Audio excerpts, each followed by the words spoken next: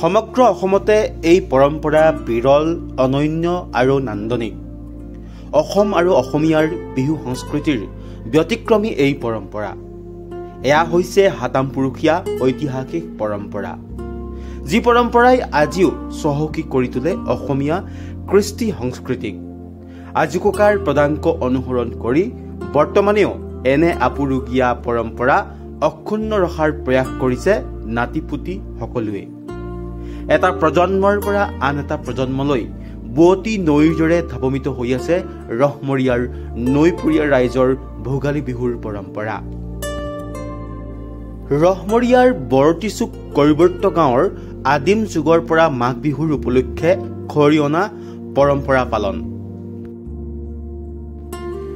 ভোগৰ উৎসৱ ভোগালীলৈ মাজত মাথো কেইটামান দিনহে বাকী, আৰু কেইটামান দিনৰ বাকী থকা অৱস্থাতে ব্ৰহ্মপুত্ৰ নদীৰ পাৰত এভাৰ এভাৰকৈ খৰি আনি সমবেত হৈছে ৰহমৰীয়াৰ কৈবৰ্ত সমাজে।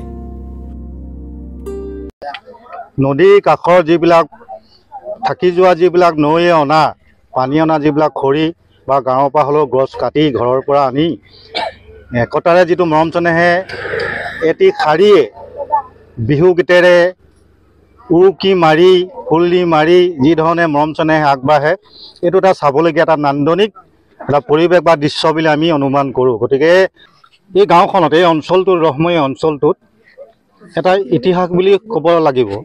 আমি সৰু অৱস্থাৰ পৰা দেখিছোঁ, মোৰ ককাদেউহঁতকো দেখি আছোঁ, মোৰ দেউতাহঁতকো আমি দেখিছিলোঁ মানে যে এটা খৰিয়না পৰম্পৰাৰ নিচিনাই চলি আছে বুলি আমি বোধ কৰোঁ, ক'ব পাৰি। যে কি নহওক, ৰাইজৰ আৰু বিশেষকৈ আমাৰ যুৱকসকলৰ আমি যেতিয়াৰ পৰা আনি আছোঁ, আমাৰ সময়ৰ পৰা আমাৰ যিটো একতা মৰম চেনেহ যিটো, সেইটোকে আমি ধৰি ৰাখিছোঁ বুলি আমি স্বীকাৰ কৰিব বিচাৰোঁ।